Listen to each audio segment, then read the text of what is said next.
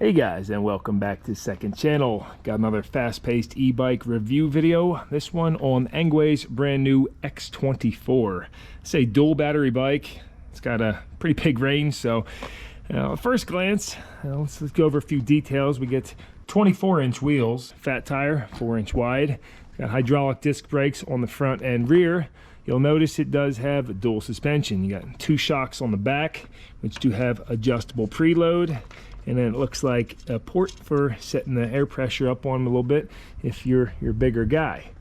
Now on the front, we got these telescoping forks that are pretty beefy. Look more like something you'd see on a dirt bike. The coolest feature about this bike is that it's dual battery. So the main battery is here built into the seat post, and that's 19.2 amp hours.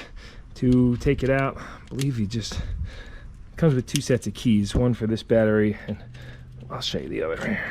Okay, so once you spin that, it pops this little guy, and then you can pull the battery out. Oh yeah, it's nice action.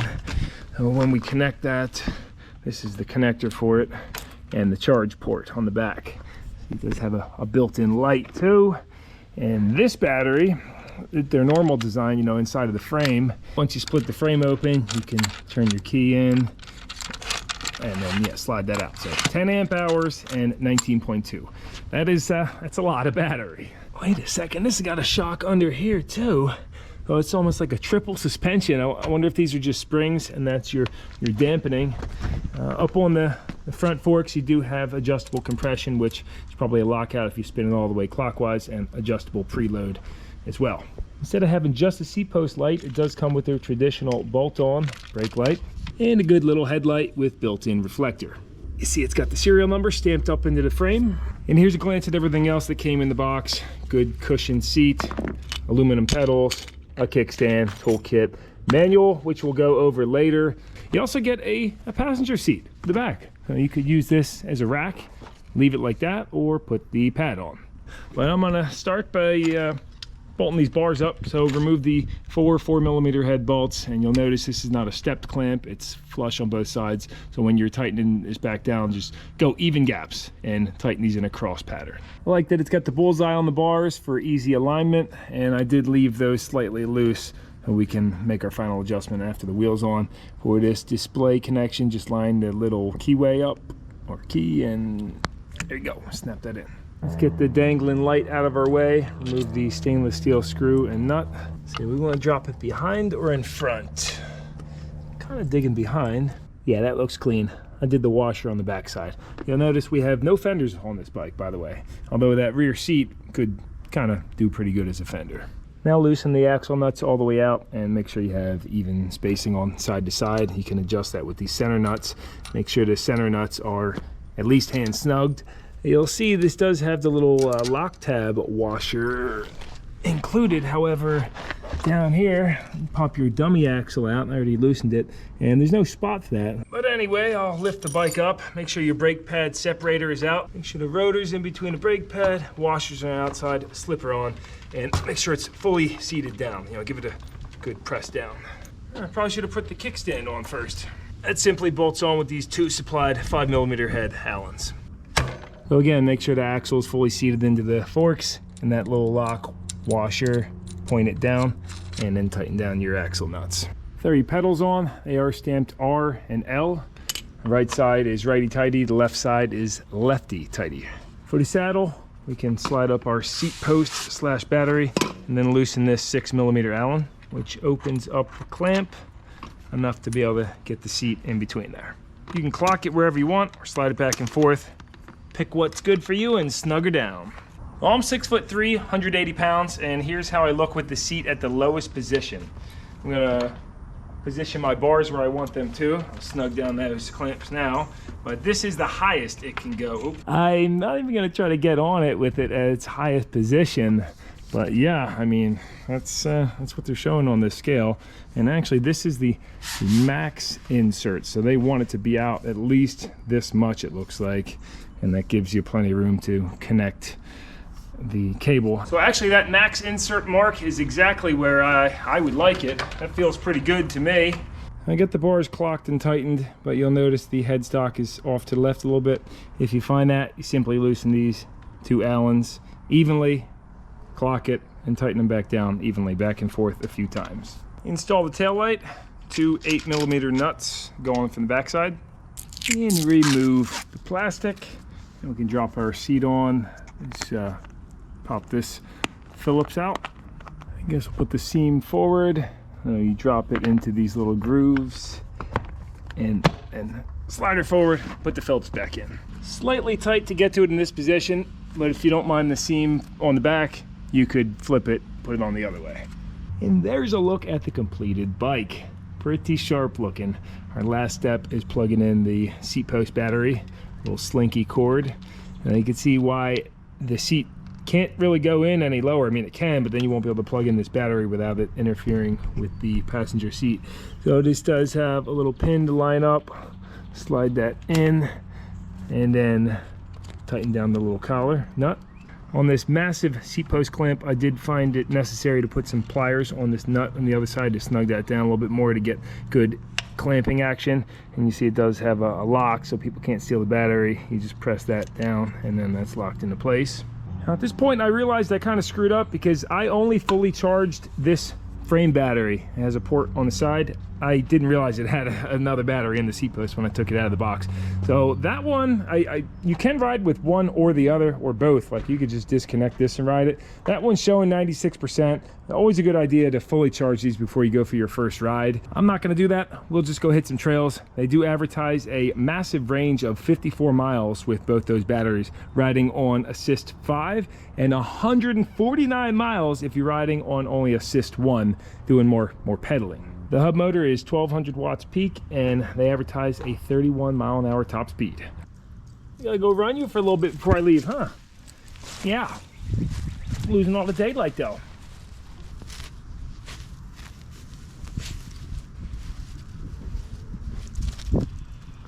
Oh, it's Turbo showed up.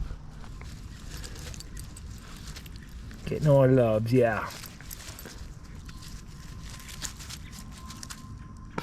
We've now only got an hour till sundown. Spent a good amount of time hanging with Gus. Let's fire this up though. You simply long press that and display will come on. It's the same display that they have on all their other bikes that I've tried. Really nice. Good user interface. Try and get this plastic off too so you guys can see it better. It comes on Assist 0, and that way if you hit the throttle, nothing happens. It should still have the walking feature. If you hold down negative, yep, it goes into walking mode. And if we cycle through with the info button, we're on power, 0 watts right now.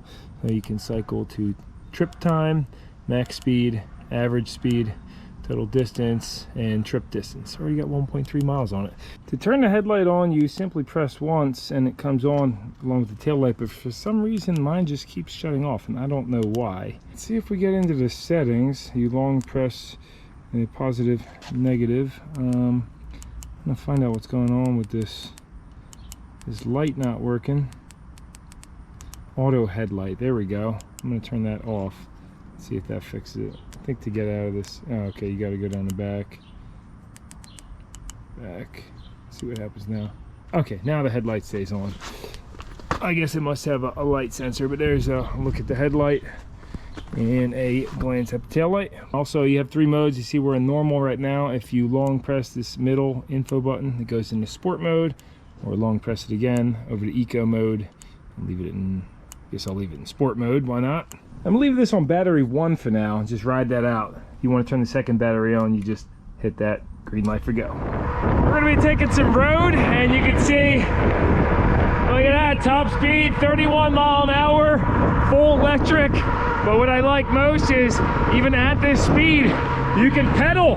The gearing is great, so we have pedal authority. As far as accuracy, the speedometer, you see we're showing 26.7 and 25 over on the GPS, so fairly accurate. I think 25 at 27 is a more realistic figure if you're not going to be pedaling. See, we're hitting a little bit of an incline now, and it's slowing. Gotta watch for people turning in front of you on these e-bikes. Usually, I mean, they might not see you and then realize you're going as fast as you are at first glance. Suspension feels great over all these Little roots growing under the asphalt. Oh yeah, feels great. Destroyer out, no hands. You can see that track. Feels good geometry, tracking straight. No arguments there. Just lean over a little bit and you can turn. It's always the worst when you let go of the handlebars on a bike and it just feels, oh, you know, squirrely right away.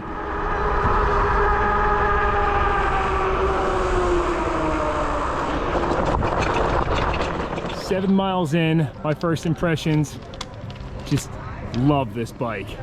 The 8-speed cassette on the back gives us that perfect gear up on the high end.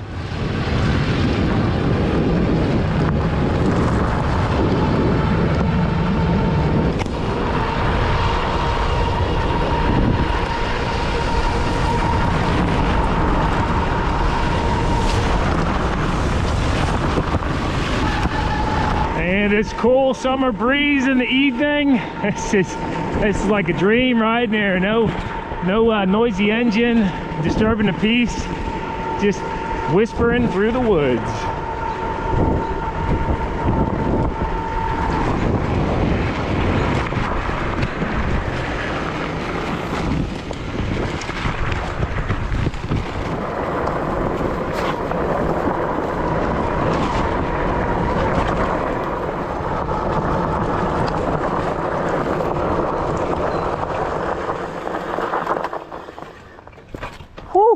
Crossing a really cool old train bridge, masonry. So it's missing one of the rails. Not deep enough to jump there. This is the Neshaminy Creek.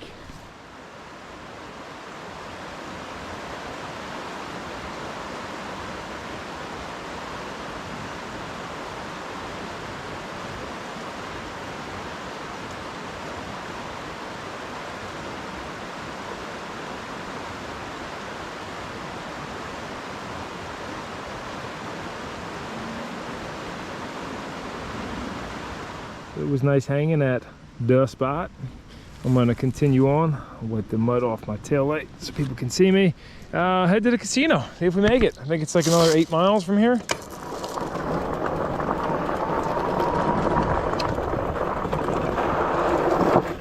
Brakes are super responsive on this.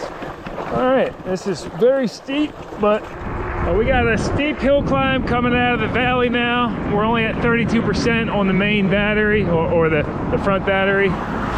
And without pedaling, you can see that lugs us down. I hold about 16. Even pedaling, I mean, this is steep. Oh, it automatically put me on normal mode too after the battery got down pretty low. It made it up though, picking up speed again. We just hit 0% on battery 1. I'm expecting it to turn off anytime soon here. And I'll call that done. Still on, but not enough power to get up this hill.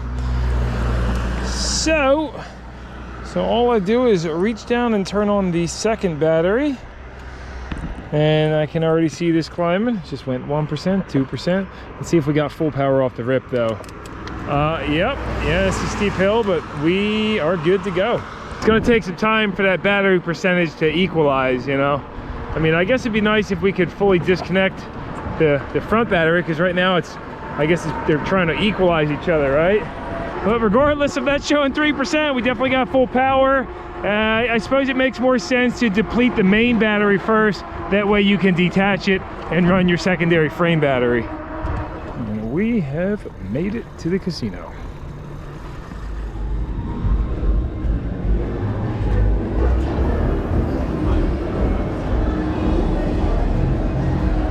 I just came to meet my buddy here for beer and dinner. Don't worry, I'm not gambling all my money away. A few hours later, ready to go hit the road. It was at 15 miles back home, so hopefully the bike's still there. Let's do it. So after letting the bike sit, we're up to 70% on the battery. It's kind of equalized, I guess. So let's hit the road here. We got probably 18 miles to home.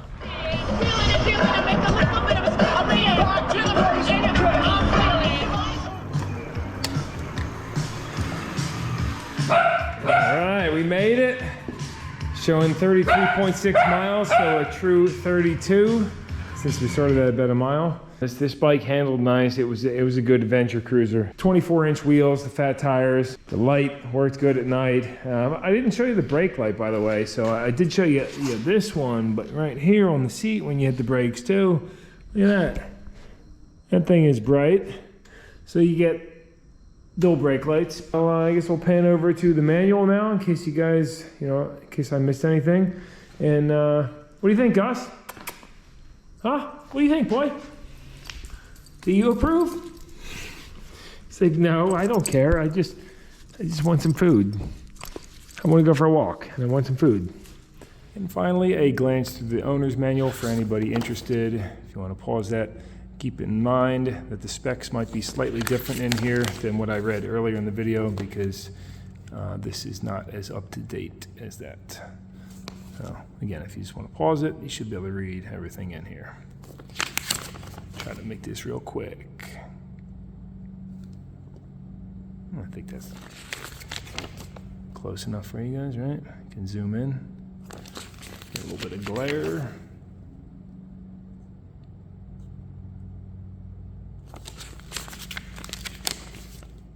It's funny because I didn't read this and I always wonder, like, is there something I forgot to tell you guys, or did I show you the wrong steps? Probably, who knows. Here's some information on the display. That's always very handy.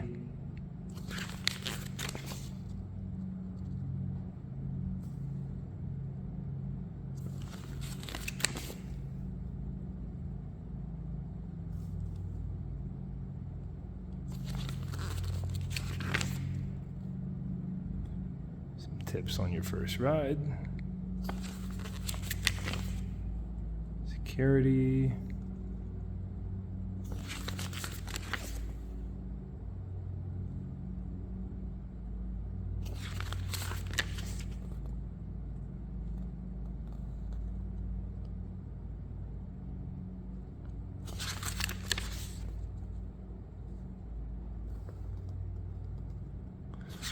Troubleshooting, warranty. Boom. That's it. All right, thank you. Oh, there's a deer up there. See him? Come on, let's go get him. Come on, guys.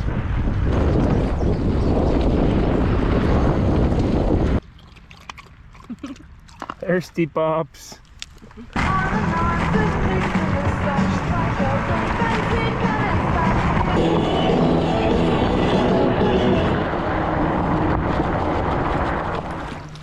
Good boy, Gus. His little butt floats so much. Oh, help him out. He's stuck on a rock. He'll get out. I'll get it. Like always. Good job, buddy.